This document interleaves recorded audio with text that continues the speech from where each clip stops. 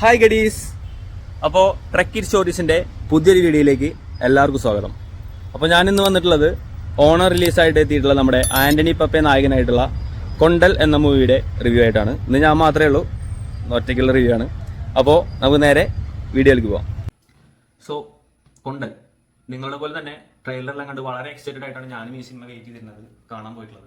So എൻ്റെ എക്സ്പെക്ടേഷൻസിനും എക്സൈറ്റ്മെന്റ്സിനും ഒന്നും യാതൊരു കോട്ടം വരാത്ത രീതിയിൽ വളരെ മികച്ചൊരു ഔട്ട്പുട്ട് ആയിട്ടാണ് ഈ സിനിമ എനിക്ക് ഫീൽ ചെയ്തിട്ടുള്ളത്. This is my personal opinion. So നമുക്ക് ഇതിന്റെ ടെക്നിക്കൽ സൈഡിലേക്ക് പോകാനാണെങ്കിൽ, അജിത് മാമ്പള്ളി എന്ന് പറഞ്ഞിട്ടുള്ള പുള്ളിയാണ് ഇതിന്റെ ഡയറക്ഷൻ. അദ്ദേഹത്തിന്റെ ആദ്യത്തെ സിനിമയാണ്. അദ്ദേഹം മലയാള സിനിമയിൽ തന്നെ ചതുർമുഖം പോലെ 2-3 സിനിമകളിൽ അസിസ്റ്റന്റ് ഡയറക്ടർ ആയിട്ട് വർക്ക് ചെയ്തിട്ടുള്ളതായിട്ട് നമുക്ക് ഗൂഗിൾ ചെയ്യുമ്പോൾ കാണാൻ പറ്റും. അദ്ദേഹത്തിന്റെ ആ എക്സ്പീരിയൻസ് എല്ലാം നമുക്ക് ഈ സിനിമയിൽ കാണാം. വളരെ മികച്ച രീതിയിലാണ്, ഒരു നവാഗത സംവിധായകന്റെ കയ്യിൽ നിന്നുള്ള ഒരു ഔട്ട്പുട്ട് ആയിട്ടല്ല നമുക്ക് ഈ സിനിമ ഫീൽ ചെയ്യുക. So super. Production Sophia Paul ആണ്, RDX എല്ലാം നിർമ്മാണം നിർവഹിച്ചിട്ടുള്ള സോഫിയ പോൾ. അതുപോലെ മ്യൂസിക് സാംസിയസ്. മ്യൂസിക് പറയാതിരിക്കാൻ പറ്റില്ല, കാരണം ഇങ്ങനെ ഒരു പടം നമ്മളെല്ലാവരും എക്സ്പെക്ട് ചെയ്ത പോലെ ഒരു ഇടിപ്പടം. അപ്പോൾ അതിൽ എങ്ങനെ പോയാലും ബാക്ക്ഗ്രൗണ്ട് സ്കോറിന് വളരെയധികം പ്രാധാന്യമുണ്ട്.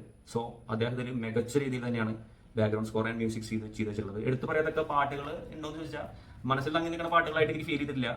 പക്ഷേ ബാക്ക്ഗ്രൗണ്ട് സ്കോർസ് ഇടി നടക്കുന്ന സമയത്ത്, പ്രത്യേകിച്ച് കടലിലുള്ള സീനുകളിലെല്ലാം ബാക്ക്ഗ്രൗണ്ട് സ്കോർ വരുന്നത് വളരെ മികച്ച രീതിയിലാണ് അദ്ദേഹം ചെയ്തിട്ടുള്ളത്. സോ അത് അടിപൊളിയായിട്ടുണ്ട്. പിന്നെ ഇതിന്റെ ഛായാഗ്രഹണം ദീപക് പി മേനോൻ പറഞ്ഞിട്ടുള്ള ആളാണ്. അദ്ദേഹം ഒരു രക്ഷയില്ലാത്ത രീതിയിലാണ് ഇത് നിർവഹിച്ചിട്ടുള്ളത്. കാരണം ഒരു 80% ഓഫ് മൂവി എന്ന് പറയുന്നത് കടലിലാണ്, കടലിന്റെ പശ്ചാത്തലത്തിലാണ് മൂവി പോയിക്കൊണ്ടിരിക്കുന്നത്. സോ അതിൽ തന്നെ പകല് രാത്രി ഇങ്ങനെ മാറി മാറി വരുന്നതും നമ്മുടെ കടലിന്റെ തന്നെ 2 മുഖങ്ങൾ നമുക്ക് ഈ പടത്തിൽ കാണാൻ പറ്റും. ശാന്തമായ മുഖം, അതിക്രൂരമായിട്ടുള്ള മുഖം നമുക്ക് ഇത് കാണാൻ പറ്റും. അതെല്ലാം വളരെ മികച്ച രീതിയിൽ അദ്ദേഹത്തിന്റെ ക്യാമറ കണ്ടുകൊണ്ട് നമുക്ക് കാണിച്ചു തന്നിട്ടുണ്ട്. സോ അദ്ദേഹത്തിന് ഒരു ബിഗ് സല്യൂട്ട്.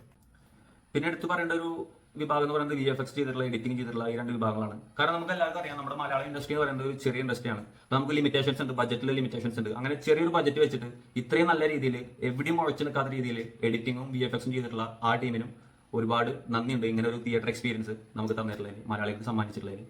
പിന്നെ നമുക്ക് സിനിമയുടെ കഥയിലേക്ക് വരികയാണെങ്കിൽ, നമ്മൾ മലയാളത്തിൽ തന്നെ ഒരുപാട് സിനിമകൾ കടലിൽ വർക്ക് ചെയ്യുന്ന ആൾക്കാരായിട്ടുള്ള പശ്ചാത്തലത്തിൽ ഒരുപാട് സിനിമകൾ കണ്ടിട്ടുണ്ട്.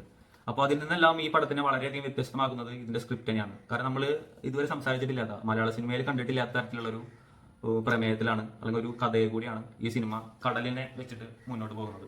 സോ അതെന്തായാലും നമുക്ക് ഒരു പുതിയ അനുഭവമായിട്ട് തന്നെയാണ് എനിക്ക് പേഴ്സണലി ഫീൽ ചെയ്തിട്ടുള്ളത്. നിങ്ങൾക്കും അങ്ങനെ തന്നെയായിരിക്കും ഞാൻ പ്രതീക്ഷിക്കുന്നു. സിനിമ തുടങ്ങിയ ഒരു 20-25 മിനിറ്റിന് ശേഷം കഥയുടെ ഗതി തന്നെ മാറാണ്. പിന്നെ അങ്ങനെ ഒരു കഥയിലേക്കാണ് പിന്നെ സിനിമ നമ്മൾ കൊണ്ടുപോകുന്നത്. അപ്പോൾ ആന്റണി പെപ്പയുടെ കൂടെ തന്നെ അഭിനയിച്ചിട്ടുള്ള ഒരുപാട് പേര്, നമുക്ക് സുപരിചിതമായിട്ടുള്ള ആൾക്കാരെ എടുത്ത് പറയുകയാണെങ്കിൽ നന്ദുവിന്റെ ക്യാരക്ടർ വളരെ പ്രധാനപ്പെട്ട ക്യാരക്ടറാണ്. ഈ കഥയിൽ ആ ബോട്ടിന്റെ സ്ട്രാങ് ആയിട്ടാണ് നന്ദു അഭിനയിച്ചിട്ടുള്ളത്. നന്ദു വളരെ അടിപൊളിയായിട്ടാണ് ആ സീനുകളെല്ലാം അഭിനയിച്ചിട്ടുള്ളത്. പിന്നെ ഷബീർ കല്ലറിക്കൽ, അങ്ങനെ പറഞ്ഞാൽ ഇപ്പോൾ നിങ്ങൾക്ക് ആർക്കും മനസ്സിലാവുന്നുണ്ടാവില്ല, എനിക്കും അങ്ങനെ പറഞ്ഞാൽ അറിയില്ല.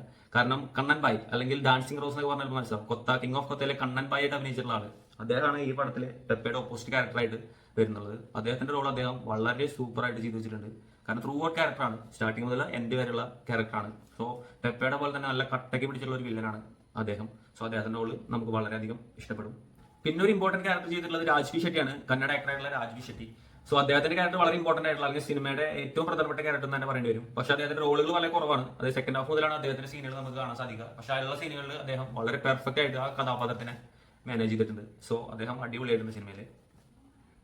അപ്പൊ ഞാൻ നേരത്തെ പറഞ്ഞ പോലെ തന്നെ കടൽ പശ്ചാത്തലമായിട്ടുള്ള ഒരുപാട് സിനിമകൾ നമ്മൾ മലയാളത്തിലും അല്ലാതെ അന്യഭാഷകളിലും കണ്ടിട്ടുണ്ടെങ്കിലും തികച്ചും വ്യത്യസ്തമായിട്ടുള്ള ഒരു അനുഭവമാണ് കൊണ്ടൽ കണ്ടു കഴിയുമ്പോൾ നമുക്ക് ഓരോ പ്രേക്ഷകർക്കും അതിൽ നിന്ന് കിട്ടുന്നത്. കാരണം വളരെ വ്യത്യസ്തമായിട്ടുള്ള കഥയിലൂടെയാണ് സിനിമ മുന്നോട്ട് പോകുന്നത്. സോ അതിലെ കഥയിലേക്കെല്ലാം നമുക്ക് ആഴ്ന്നിറങ്ങാനായിട്ടുള്ള സാധിക്കില്ല, കാരണം എക്സ്പെക്റ്റഡ് അല്ലാത്ത ഒരുപാട് സീനുകൾ സിനിമയിലുണ്ട്.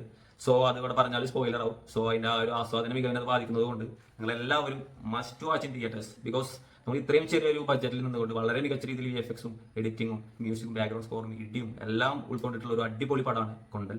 സോ ഓണമാണ്, എല്ലാവർക്കും ഹാപ്പി ഓണം. തിയേറ്ററിൽ തന്നെ എല്ലാ പടങ്ങളും, ഇത് മാത്രമല്ല ഇറങ്ങിയിട്ടുള്ള എല്ലാ സിനിമകളും തിയേറ്ററിൽ തന്നെ എല്ലാവരും പോയി എക്സ്പീരിയൻസ് ചെയ്യുക.